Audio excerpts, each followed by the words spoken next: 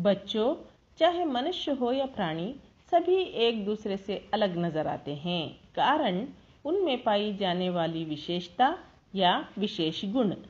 ये विशेष गुण ही हर वस्तु या व्यक्ति को अपनी अलग पहचान देता है। तो आइए हम आज व्याकरण भाग में विशेषण को जानने का प्रयास करेंगे। विशेषण संज्ञा या सर्वनाम की विशेषता बताने वाले शब्द को विशेषण कहते हैं। जैसे काली गाय अधिक दूध देती है। इस वाक्य में गाय की विशेषता उसका रंग है, यानी काली गाय की विशेषता है। वैसे ही दूध की मात्रा उसकी विशेषता है, यानी अधिक दूध का विशेषण है।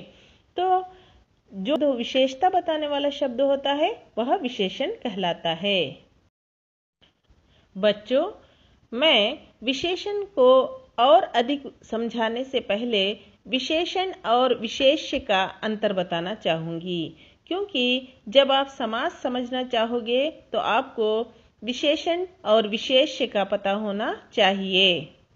विशेषण वस्तु या व्यक्ति की विशेषता बताने वाला शब्द है, वहीं विशेष्य वह व्यक्ति या वस्तु को कहते हैं जिसकी विशेषता बताई जाती हो। जैसे काली गाय में काली विशेषण है, गाय विशेष्य।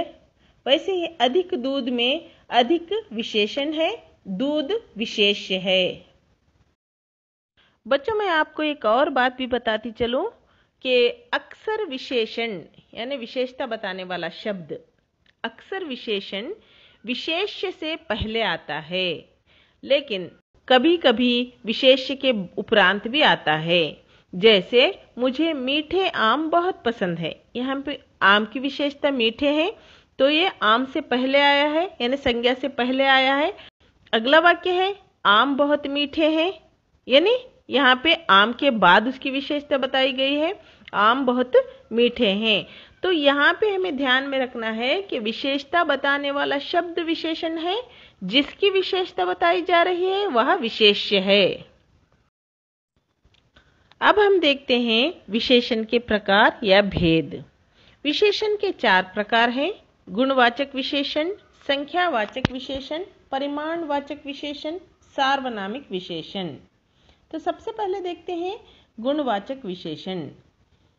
जो शब्द किसी संज्ञा या सर्वनाम के गुण, दोष, रंग या आकार को प्रकट करे उसे गुणवाचक विशेषण कहते हैं। इसे समझाने के लिए मैं कुछ उदाहरण दूंगी। अब हम कुछ उदाहरणों द्वारा गुणवाचक विशेषण को समझने का प्रयास करेंगे। मैं एक एक करके बताती जाऊंगी, आप ध्यान से सुनना। बसंत ईमानदार है। यहाँ पे बसंत का गुण बताया जा रहा है, ईमानदार, तो ये भी गुणवाचक विशेषण में आता है। सुंदर फूल सबको आकर्षित करते हैं। यहाँ पे फूल का गुण है सुंदर, तो सुंदर यहाँ पे विशेषण है, गुण। अगला वाक्य है गंदी गलियों से गुजरते हुए तकलीफ होती है। यहाँ पे गलियों का दोष बताया जा रहा है, यानी गंदी गलियां हैं, तो गंदी गलियों से यहाँ पे दोष, गुण और दोष हो गए। छोटा मकान हमारे नौकर का है। छोटा मकान का आकार बताया जा रहा है, छोटा है, बड़ा है, तो ये छोटा आकार, ये भी गुणवाचक विशेषण में आता है। रास्ता चौड़ा है। चौड़ा ये भी आकार में आता है, तो रास्ते की विशेषता है ये कि रास्ता कैसा है, चौड़ा है, तो चौड़ा आकार में आता है, ये भी गुणवाचक विशेषण है। आम मीठे हैं। आम का गुण है मीठा, तो ये भी गुणवाचक विशेषण में आता है। सुगंधित फूल मुझे पसंद हैं, यानी सुगंधित फूल, खुशबूदार फूल या सुगंध इसकी विशेषता है, तो ये भी गुण में आता है। आकाश नीला है। ये रंग बता रहा है, यहाँ पे यानी वस्तु का रंग बता रहा है, तो वो भी गुणवाचक विशेषण में आता है। आकाश का रंग कैसा है, नीला है, तो ये आकाश की विशेषता है, आकाश नीला है। बीमार आदमी कमजोर होता है। यहाँ पे आदमी की विशेषता बताई जा रही है, बीमार आदमी, यानी कैसा है आदमी, बीमार है, बीमार आदमी कमजोर होता है। ग्रामीण लोग अक्सर ठगे जाते हैं, यानी ग्रामीण लोगों को, गांव के लोगों को हमेशा अक्सर धोखा दिया जाता है। तो ग्रामीण लोग, लोगों की विशेषता है यहाँ पे। ग्रामीण लोग, कैसे लोग? ग्रामीण लोग तो अक्सर ठगे जाते हैं। ऐतिहासिक इमारतें हमारी धरोहर हैं। इमारतें, बिल्डिंग्स, इनकी विशेषता है ऐतिहासिक, हिस्टोरिकल बिल्डिंग्स। ऐतिहासिक इमारतें, वो कैसी हैं इमारतें? ऐतिहासिक हैं, तो वो भी उनका गुण है। तो यहाँ पे हमें समझ में आता है कि गुण, दोष, रंग और आकार जिस विशेषण में बताए जाते हैं वो होता है गुणवाचक विशेषण। अगला प्रकार है संख्यावाचक विशेषण। जिस शब्द से संज्ञा या सर्वनाम की संख्या का पता चलता है उसे संख्यावाचक विशेषण कहते हैं। यानी वो संज्ञा कितने संख्या में है तो वो पता चलता है, तो हम उसे संख्यावाचक विशेषण कहते हैं। जैसे टोकरी में 5 सेब हैं। सेब संज्ञा है तो कितने हैं? 5 हैं। उनके नंबर बताए जा रहे हैं, उनकी संख्या बताई जा रही है। यहाँ पर दूसरी गली में मेरा घर है। दूसरी गली में, सेकंड क्रॉस, दूसरी गली, यहाँ पे नंबर है, गली का नंबर है, यानी दूसरी गली का नंबर है, तो ये भी संख्यावाचक विशेषण। मैंने कई तरह के लोग देखे हैं। यहाँ पे कई तरह के, तरह के लोग, यहाँ पे कई भी एक संख्या में गिना जाता है, तो कई तरह के लोग देखे हैं। वह 10वीं कक्षा में पढ़ता है। वह कौन सी कक्षा में पढ़ता है? उसकी कक्षा का नंबर बताया जा रहा है, 10वीं कक्षा में पढ़ता है। 2 लड़के मैदान में खेल रहे हैं। कितने लड़के मैदान में खेल रहे हैं? लड़के संज्ञा है तो उनकी संख्या बताई जा रही है, 2 लड़के। 2 लड़के मैदान में खेल रहे हैं, ये भी संख्यावाचक विशेषण है। वहां सैकड़ों लोग जमा है। सैकड़ों मतलब hundreds ऑफ, सैकड़ा यानी 100, सैकड़ों, नूरारू बोलते हैं ना कन्नड़ा में।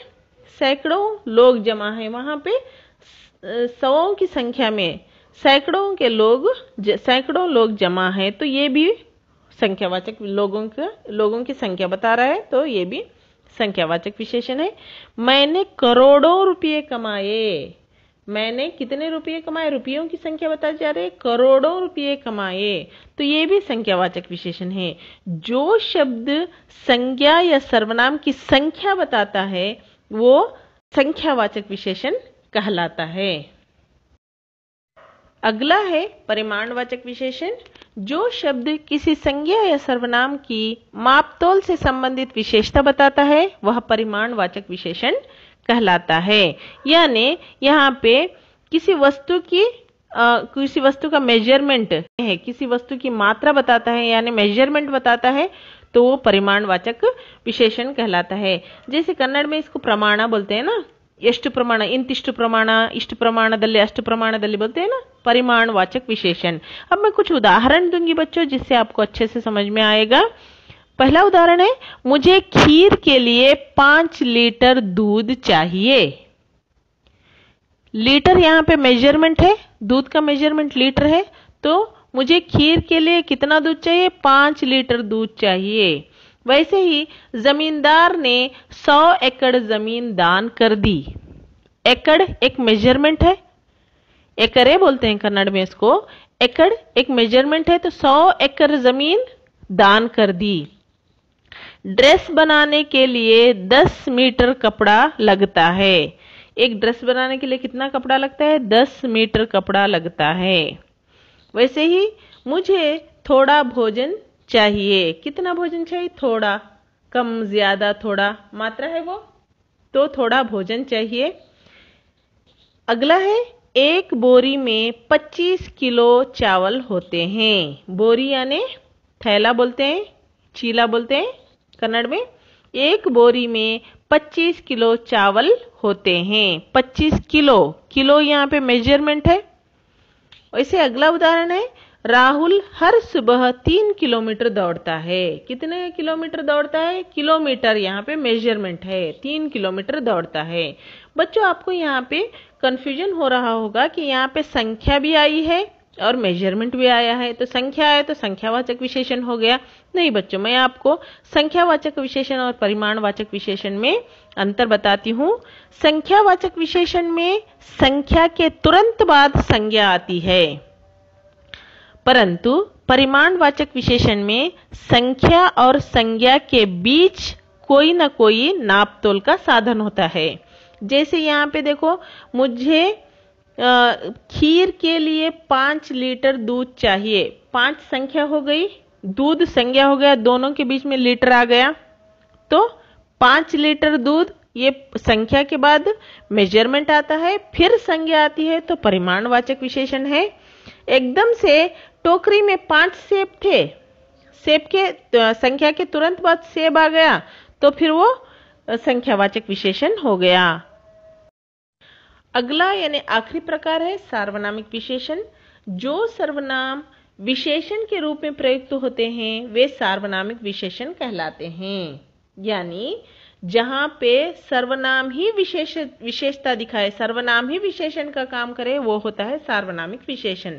जैसे वह घर मेरा है, घर संज्ञा है, घर एक संज्ञा है, तो उसको सभी घरों में अलग करके बता रहा है कि इशारा करके बता रहे हैं वह घर, वह सर्वनाम है, वह उस घर की विशेषता हो गया।